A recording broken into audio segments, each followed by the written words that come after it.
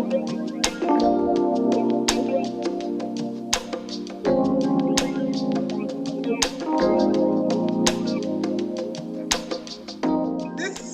we're going to be talking to you about women in farming, the challenges and the gains. And I believe you're one of those who have taken that bold step of faith of going into the farming business. But before then, I want to introduce you.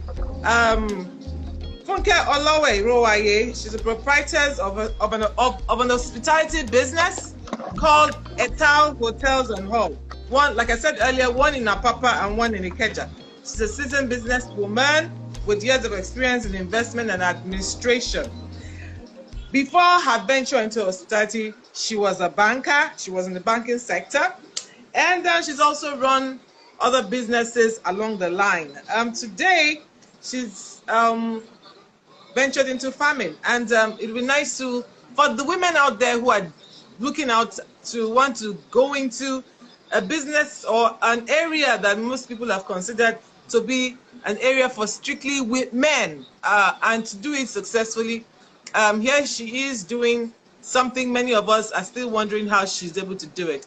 So Funke, it's nice to have you on this chat. How are you? I'm glad to be here. Thank you. I'm glad to be here. Okay. So let's start with what you did before going to farming, hospitality business. How has been that journey for you?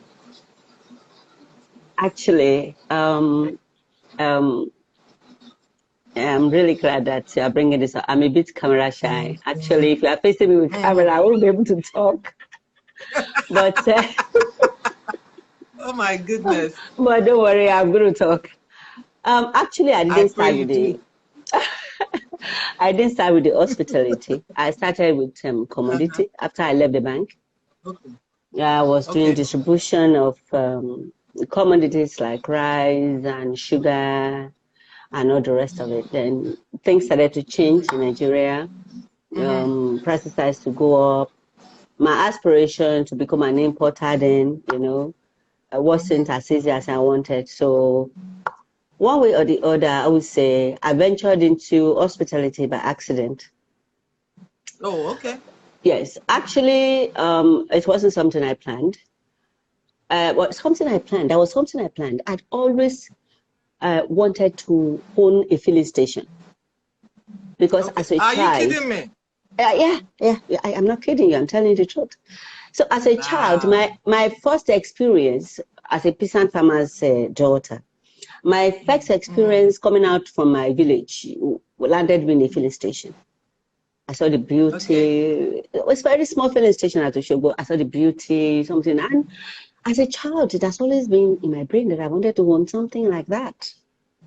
So it was the filling station I was working on. I had an expanse of land. So I was building and I had intention, I marketed the UAC, if they can give me Mr. Biggs or if they can have their senior management club in my property, or I have my filling station in front. And at the basement, I can have my warehouse for my rice and sugar. So that was it. And I was working on it. And one young man just walked in and said, I would like to meet the person building this place. Well, fortunately, I was on ground. And he said, Madam, I'm sorry, I'm an interior designer, this and that. I really know what you are doing with this place. I said, well, I'm building a filling station. I'm building my rice warehouse. I said, Madam, can you please allow me to take a tour with you so that we can walk around? So he went around and he looked at the, that place is a ditch. You know the place I'm talking about anyway. It was a kind of a very deep place where they excavated soil, for filling and everything. So it's a place anybody would think that probably something really good wouldn't come really. I mean, you're going to think twice before, you decide to buy that place up. But it was a Lagos State allocation. So he looked around and I said, Madam, have you thought about this view? I said, which view? He said, this view is nice. Have you thought about having a small boutique hotel here? And I was like, hotel? please, I beg, I don't want that trouble. It's filling station I want to be in, and I want to have the basement as my warehouse. And he said, Madam, please think about it. I'll come back. I can give you a few tips and some few things you can do. Around this environment, there is no hotel. As at that time, you know, this environment was, there wasn't anything like that much, you know, around here. Like so, yes. So, and that was it. I thought about it overnight, and I always love to go into something that's challenging. An area I don't have experience at all. I've always wanted to go into it. So I thought, why not? Filling station attached to an hotel. That's pretty good. Let's give it a shot. And that was it. That's what gave birth to the hospitality industry. So, and then I went ahead because I don't know anything about it. I got a consultant I got some consultant to work with me, and that's how we started. And that's what gave birth to Morning Honorable. Then a year after, we were able to, due to the help of First Bank, we were able to buy Apapato, the former Excess Hotel. Yes. Okay. So how, looking back now and looking at where we are at right now, how have you found that business of hospitality, you know, for you in an environment like Nigeria that things are never like stable? There are always changes here with rules, regulations, and stuff like that. I bet you, I wouldn't tell you that the experience with hospitality is different from the commodity. Because the experience I have with the commodity, that time, I was able to sign an agreement with a company in Switzerland to be giving me rice. You know, then we import rice. And I went for the first time. I signed the agreement. I came back. Before I came back, the government they have changed the duty from 30% to 65 or something. I went back again before I could come back. It has gone to, is it 120? And I was like, look, I can't do this.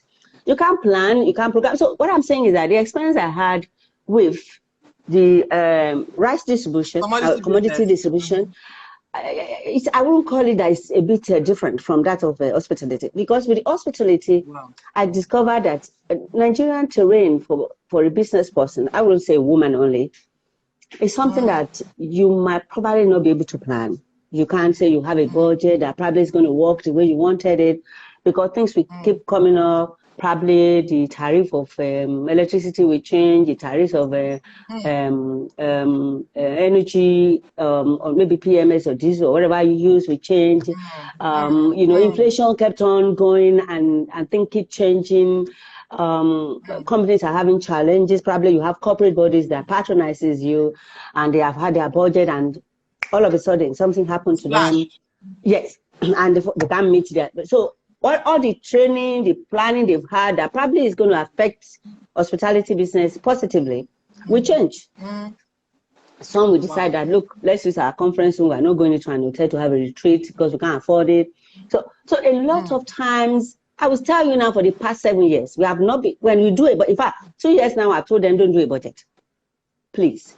Or, you know, just bring me what we had before. Let's look at it. Let's see whether we can work with it. If we're able to meet it 50%, 75%, well, God help us. So it's been a very challenging journey, I must tell you, for me, especially in an environment whereby I borrowed money. Well, I didn't inherit any money. You know, I borrowed money from the bank, and then the rate kept on changing. You know, the bank will tell you that they can change the interest rate anytime if the central bank says so. So you know, and if central bank says, okay, the interest rate has come down, they will not even tell you unless you go fighting them. And when you go fighting them, you still have to pay the rate you that was still have to pay the rate. And I tell you sincerely, you might be on that if you have an annual renewal. You might be on the fighting of, oh, the central bank said you should reduce my interest, the general interest, to 17%. Why are you charging me 22%? You might be on that fighting. It will be the anniversary of your loan. And before they will do a roll, before they will do a rollover, oh my God. So you are already in trouble. So it's I must tell you that the challenge of owning a business in Nigeria, it's huge. Before you can own a business in Nigeria and succeed, you must be highly disciplined. Wow. Financially, morally, even spiritually. You have to add that to it, because I must tell sincerely that if you are somebody that is frivolous in spending, or who you just see money coming and you are not thinking of the interest, you're not thinking of them dropping about 70 million naira, 20 million naira into your account as a debit every month, you know. And if you are looking at the money coming, or maybe the sales you are making, and you are not thinking that, oh, I borrowed this money, I'm going to pay. That's why a lot of us run into trouble.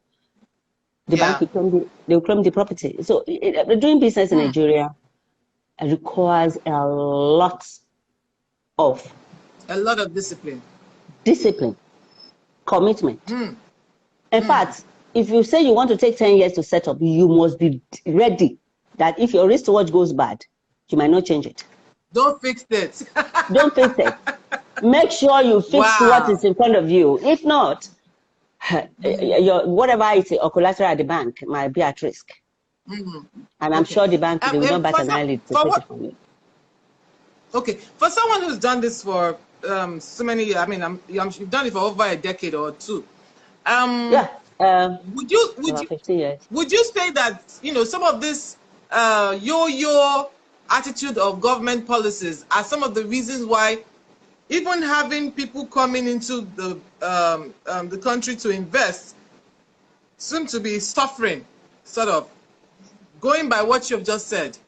I must tell you sincerely, I have tried a couple of times to bring an investor to join me on the Apapa hotel, because it's about 100 and something rooms, and you will know that Apapa environment has been having issues now for more than 6 years. So with the port, with the problem of the port and the road.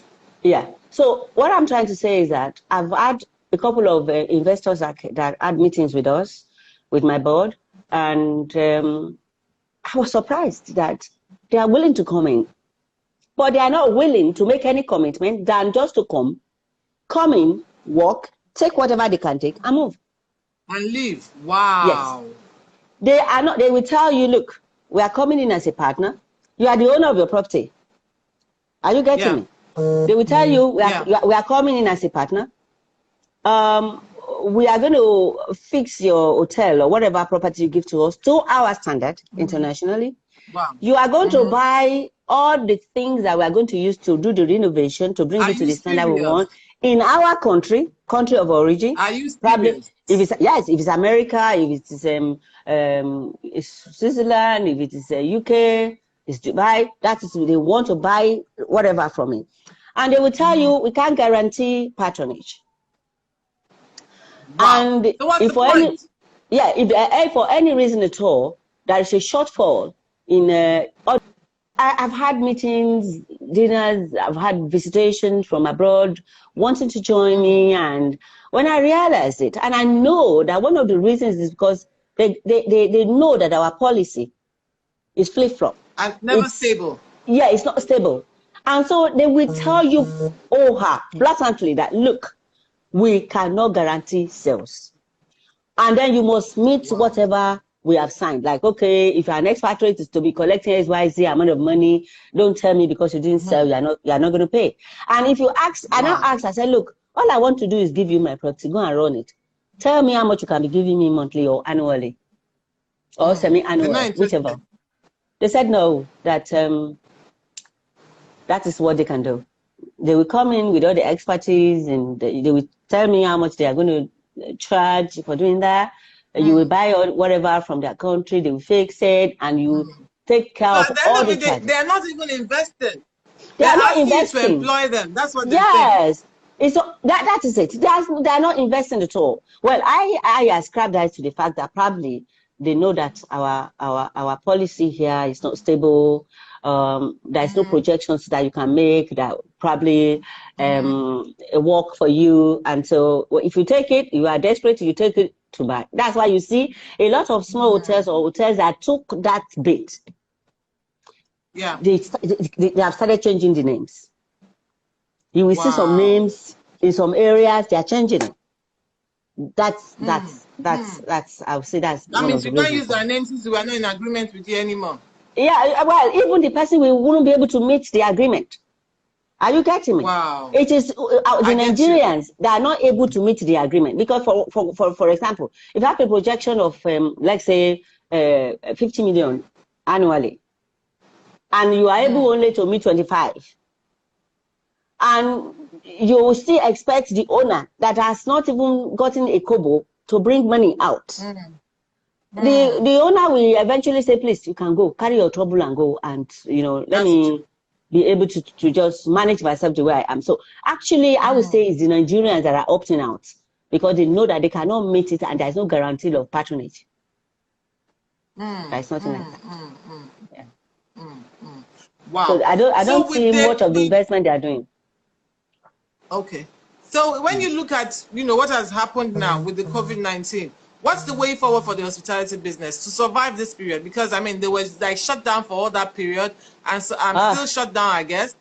So what is the way forward? What would be the new normal for hospitality business to be able to stay afloat? And look, actually, I mean, talking from your own point of view of being a player in that sector. Yeah, we've been shut down now for about 6 months. Since April. I think we're in our 5th month now for full, September. And a lot of hotels are completely dead. Wow. I know that government has, they brought out a program that hotels can apply for about 25 million naira kind of, what do I call it? What did they call it? They called it it's like a soft loan, kind of, to assist us to pick up. Well, I don't know. I've not heard anyone that has been given. We too we fill the form. Even that, a lot of staff are home, we can't pay. Some of our staff that we probably retain, we are paying half salary because it's one day on, one day on, one day off. Even people that patronizes the hotel, they are sick. What I mean by they are sick is that companies are sick, they don't have money to pay because there's no business going on because of the COVID-19. Private individual that probably come in, they come in for meetings in Abuja, from Ibadan, and they lodge in for a night, and so they don't have anything doing. A lot are not moving, they are not coming. So what we are trying to do now is stay as low as possible because the government is already giving chances for us to open. They will give you all the criteria to meet. The moment we're able to meet that criteria, we are cleared now, so we are open to the public. Okay. So they will give you all the they will give us the criteria to follow. The moment you are able to pass all that, they come visiting, they come checking at night, they do all this and that, and they give you a pass, and then you can continue with your business. But continue with your business, how much are you able to start with? And hotel business is a perishable business. Yeah, perishable in the fact that it's not like tomato but it's still the same thing as tomato and pepper. Because any room you do not sell in a day, you can't make it again. That day is gone. So it's a perishable business. And for a number of rooms now, we have lost this year. Wow. So we pray for the ones that can hold on, we can still stay there. We will try and continue to manage. Some will shut down permanently. I'm very sure of that. Wow. Wow. Wow. Yes. I know that Etel has a hall. So what's the story with the hall now? Because I know that there are also rules and regulations as to how you can rent out halls to people, who can use the hall, how it should be operated. I mean, what is the way forward with you running that business as things stand right now in Nigeria? Okay. Like for the hall now, what we are doing right now is that we are renovating our hall. We tore everywhere down. So we are doing a new look for the hall. But we have a church that, do service for Sundays. And then most of the bookings that we had, there are rules and regulations to it. There are a number of, for example, now the federal government has given an order that If your hall takes, for example, 400 guests, you cannot take more than more than 200. 200. So, and that has to be strictly followed because a lot of times the officials will come calling. For the churches too, they have to do the marking, they have to do the roll call, they have to know the number of people that, they have to take down names and the people that are visited or that are attending church services on each Sunday. So all those all those rules and regulations are to be strictly followed. Those are the rules and regulations being laid down by the federal government for safety of us all. So, and it must be strictly followed now. So that's what we are doing. So we are working on our hall, and in another 1 month we should be ready. So we'll do a relaunch.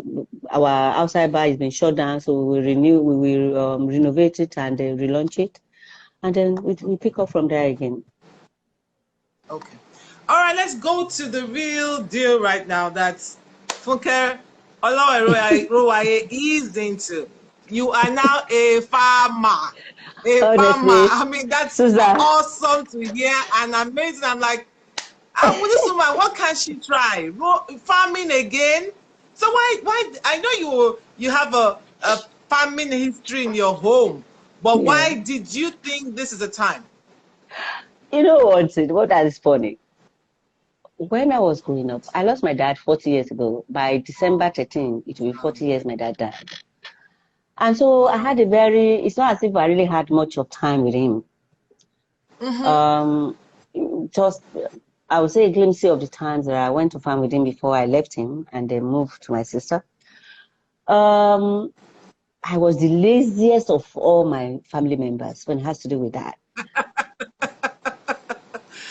Are you serious? Oh, and we can hear you. I happen to be the laziest. So going to the farm in the morning, and I have to use my kijikpa. I call it kijikpa.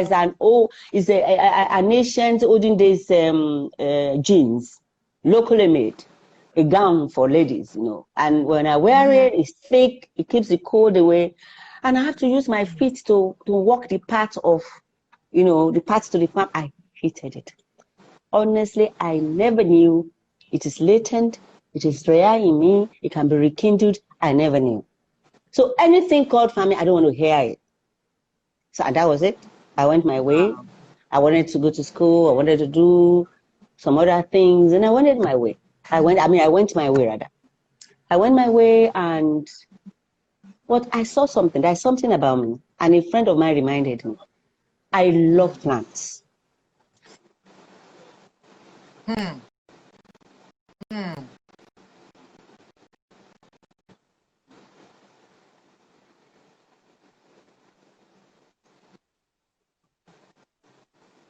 I would do anything to have my plants healthy. Are you getting me, Susan? I'm hearing you. I can hear you now. We lost you a short while ago, but we are back on. Oh. Are you there? The network is playing up. Yeah. Go on. Yes. Yeah.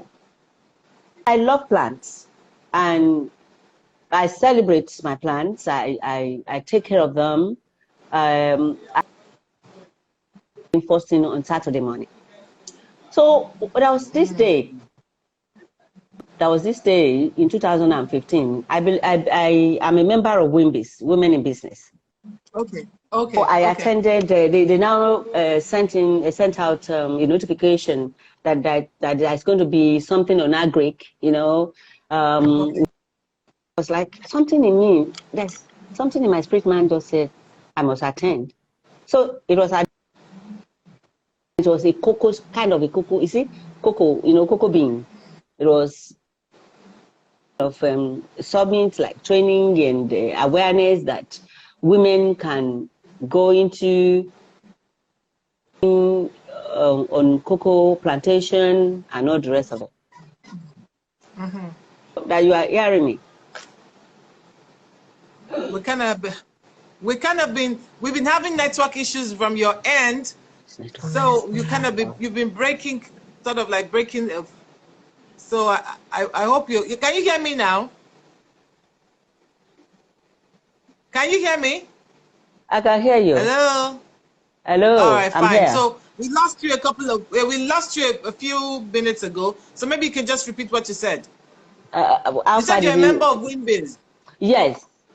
So in 2015, Wimbiz now sent out a notification about an agri talk we had to have, and that members of what's these people, American, can't remember now. Oh, maybe I'll remember.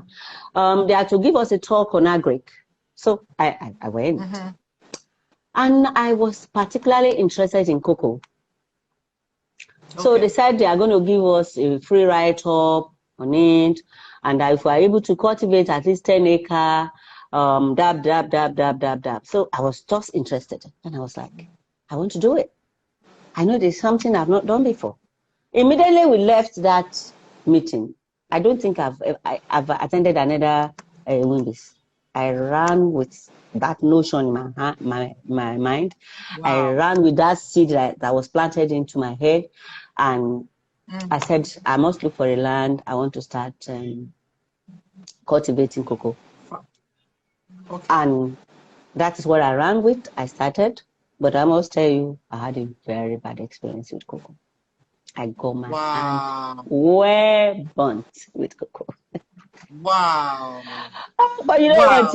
I don't give up on things easily, especially when I'm convinced that the end of the road is bright.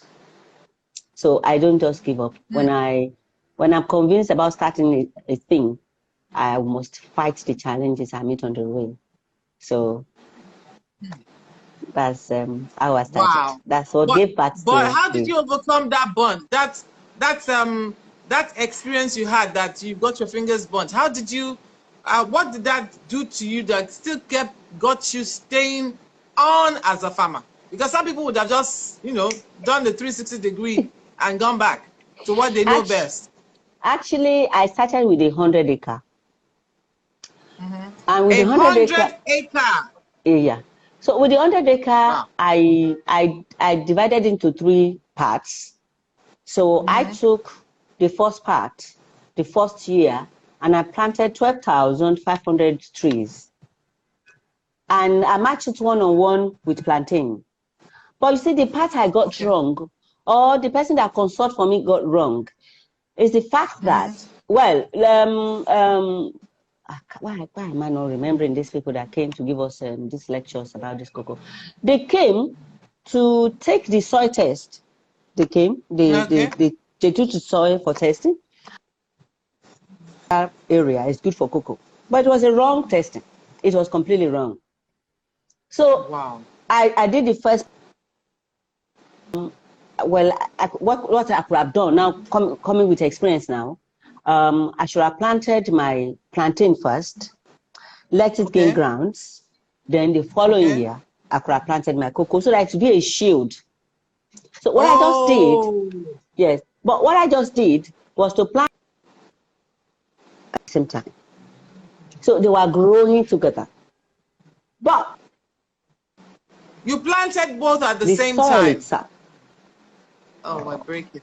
Yeah, the soil itself. The soil test they did was not. We are seriously breaking up. We're losing you. Okay, I forget. Yeah. I think we should just go back to. I can hear you now. I can hear you. I don't know if you can hear me. Oh my goodness. We're having so much challenges with the network from your side. Hello. Okay, you were talking about what they got wrong with the soil. Are you sure? Let's go back to that. Let me move.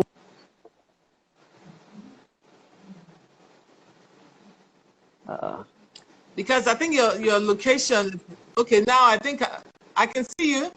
Yes. Yeah. So let's go back to you said what they got wrong with the soil. Yeah, it was the soil. So the first year, well, I was told by the local that normally when you plant cocoa, you have issues, you have missing stand. So I did another nursery. And I replanted. It's still the same story. So I went to Crane, Cocoa Research Institute of Nigeria in Ibadan. I brought them on site and they took the test and they said there is nothing I can achieve on that land. That is not for cocoa. Wow. So I just decided on my own. I am not going to stop all that I've done here. So I started with oil palm. And today I have 500 acres and I have over 20,000 trees of oil palm. So it's been 5 years. I'm going to be 5 years in November. And I must tell you, it's one of the toughest periods that I've ever faced. You know, having to go to the farm, the workers, the locals accepting you, seeing somebody from the an urban woman coming to take their land from them, despite the fact that they sold it to me, I paid them money. All they want to do is they felt this is a woman coming, she can't do it, she can't handle it. Wow. We are very sure she's going to run away. Wow. Maybe in a couple of months. So they were I think they were surprised at the fact that month after month I kept on coming. I kept on coming. I had challenges and I kept on working on my challenges. Well, one of the challenges you might face as a lady farmer is for you to get a consultant that does not have a farm. Apart from yes, don't get a consultant that does not have a farm. If you cannot show me your farm, you can't show me the expanse of land that you have, that you manage, and what you produce from it. You can't consult for me now. You can't. Wow. I wouldn't take that because, you know, farming is a practical thing. It's like being a chef. Yeah. A chef is a practical thing. You practice what you want to. So farming is a physical thing. It's something you must have interest for. It's not just theoretical. No. Farming is a big business. It's a thick business. It's a serious business. It's not, well, I have money, I just want to go into it. You must have interest. And your body and soul must be there. In fact, if you put managers on it and you are not there, you are not with them, they are not seeing you, you will lose every penny you put in it. Wow. Yes, every penny you put in it. So there are some challenges that comes, you know, financial challenges, labor challenges, you know, because there's no how you can do farming without, the turnover, the financial support and the human turnover. You know, the turnover with the lower cadre of staff in farming is a lot. You know, you see them coming when they know that they cannot get as much as they wanted, or they think, this is a woman, she must be a fool. Let's go there and see whether we can eat her up. And they say that, you know what you are doing. You see them go. So the turnover with the staff turnover at the lower level, at the labor level, and is a lot.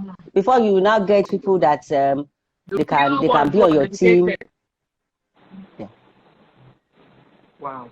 But I know that beyond the palm, you're already harvesting other products from the farm. So what are the other products that your farm produces? Well, I have about 20 acres for plantain. Okay. And so with the plantain, we produce plantain flour and we produce plantain chips. We have a small factory for the plantain chips, and we have a small one too for the plantain flour. And then we have cassava plantation too. It's a small one. It's not much. Just about 10 acres we use in doing cassava. So from the cassava we produce Ijebu Gari, you know. And we have cow. We have we have a cattle, about 2 acres that we dedicated for our cattle. We have about 30 cows. We are just starting small. We have African draft goats. You know, we have a piggery that just about 250 pigs, and so just we have so we have the small animal section that we are just developing, you know, and then we started producing from the farm palm oil already. So at the very local level, we are producing. We have the locally fabricated machine that produces the little we are able to get for now, because our palm is just about 2.5 to 3 years, you know, when we diversify from cocoa plantation to oil palm plantation. So we have a few that are just started to fruit. So the local palm that we inherited on the expanse of land that we acquired, maybe we have about 500 trees, you know, Those are the ones we are harvesting and we are processing into palm oil right now, and that's what we are selling. So those are the other few things that we have been doing, That's on the not few. farm. That's a huge thing that you're doing. Don't call it few. Don't make it look small. It is actually Thank you. a big deal. But how much you. support are you getting from government to be able to make this a success story? If there is any. Well, there has been adverts about us going into Bank of Industry, and I know that if I have about only 2,000 of my tree fruiting, I will need their help. So I just started. I got a consultant, my external auditor, consulting for me on that, putting everything we have done on the farm together, and we're about to apply to Bank of Industry. We don't know whether they are going to give us or not, but with what we have on ground, if they do the inspection and they know we are genuine farmers, we are not computer online computer farmers, we are on ground, they can see physically what we are doing. If they visit us, I believe they should be able to do something for us. They should be able to give us some assistance. For someone who has gone into this as a woman, what advice would you be giving to anyone trying to do this, what you're doing right now? What are the things you would tell the person that you didn't know at the beginning, but you now know, and you want to share with them to help them? Actually, I must tell you sincerely, if I'm going to consult for anybody now or advise any woman, I would advise such to start probably, because let me tell you, with what I'm doing, I was not getting anything for about 2-3 years. I could not go to that farm and get anything because what I'm doing is cash crop. Wow. So I would rather the person start with something that can be bringing money, especially if you don't have another business that's going to generate some money for you. You cannot say you retire now as a woman. Maybe you can retire early at the age of 50, even some retire at the age of 45 you like, and you want to get into agriculture, sector. You should make sure you start with something that's going to be giving you money weekly, like probably having a vegetable farm. Plantain is even an annual thing. If you plant plantain now, it's going to take you a whole year before you start to harvest. Yes. So, but if you plant things like sweet potato, it's a 3 months thing to 4 months. You can start harvesting. You start getting some money. Like my sweet potato small farm now, I harvest from it. I have a yam farm. I have a yam. Yes, I have. Sorry, I forgot about that. I have a yam plantation that I have about 2,500 yams that have been planted. Sets that are planted. We are going to start harvesting by this next week. Yeah. So and that one too takes like about 7 months to 8 months. Wow. In fact, if there is no rain and there's no irrigation, you can't wet it and everything, it's going to take you like about 11 months, So for anybody trying to start going into farming, I will advise that you start something that's going to be giving you money on the side, like some, I've met on organic agriculture, I've met women that they are only farming water leaf. Some are farming bitter leaf. Some are farming pumpkin leaf. Yeah. Some are farming. Those are fast. Yeah, they are fast ones. Harvested.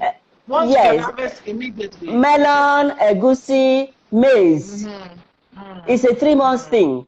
It's going to give you money. So you can then start with that, something that's going to be giving you periodic money, and then gradually start go into the long-term one. Yeah, to long-term one, which is like if you want to go into any cash crop like cashew tree is about 18 months. If you get the right variety, it's about 18 months. Even with the cocoa, you have the right land. Experience in you now know how all these things grow now. It's amazing hearing you say that. Susan, I was beaten by myself. I was beaten. When you are beaten down, I was beaten, and I got up several times to say, you know what? Some I will discontinue, some I must face. So I tried things all over and over again, and I saw that oil palm will work for me in that area. I've gotten about 14 acres I can use for cocoa now. I called Crane, they came to test. So you finally found a ground that tests good for it. So, and I'm not ready with it. I'm going to start with that one next year. But my oil palm now, I am good with it. And then I started other small. So my advice is that there's so many ways in agric. So many. You can do snake farming. You can do rabbitry. You can do goatry. You can do the cow or whatever. I don't know what it's called. You see cattle. You can do cattle. You understand? Like I just started introducing all that to my farm, but I've been doing the piggery now for about 2.5 years. You understand? The only one I've not ventured in, and I don't think I want to do, is poultry. Poultry. I don't want to do poultry because it needs you to be there. It needs a lot of commitment. You have to clean their cages. You have to do this. If you fail to do it and disease should come into them, they can be wiped out. If you have about if you have 100,000, it can be wiped out in a GV. Wow. You understand? So that's my advice to anybody trying to come into agric now, that you start something. If you know you want to do cash crop, start something that can be 3 months or 1 month or something, vegetables here and there, things you can do. I think that's going to help.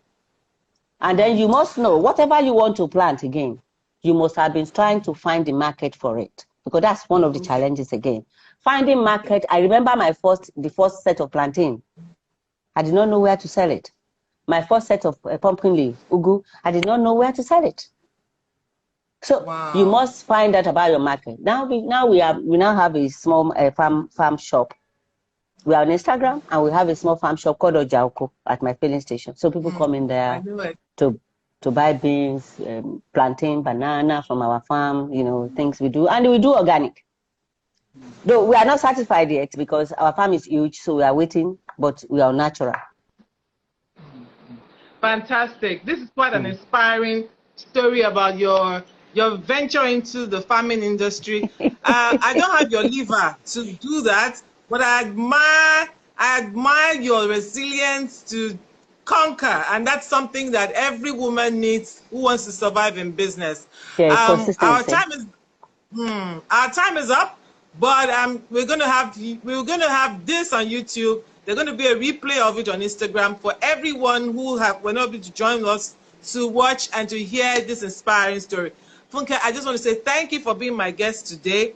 I know it's your first time doing an IG live chat, but you've done fantastically well. So I want to say thank you, and to all those who hooked up with us this evening, thank you for being a part of this. For all the intending farmers, I hope you're getting something. You've gotten something from Funke this evening. They can call me. I will help. If they need, they should call me. She said you can I will reach talk to them. You can reach me. We will scroll her number when we do the YouTube for all the women, because I know there are going to be other women in business, in the farming industry, who are looking at going into the farming industry. They're going to watch the YouTube edition of this. So we'll scroll your number. They can call you for more information and for you to consult for them. I'm sure it's not going to be free, that consultation. Of course. Consultancy. They got to pay. I worked on it. I worked on it. Thank you for everyone who joined us. Healthy bunch, thank you. All the way from Dubai. Thank you. So thank you everyone for being a part of this, and I'm wishing you all a fantastic weekend. Funke, have a lovely weekend yourself. Thank you for being a part of this. Thank you, Susan. Bye.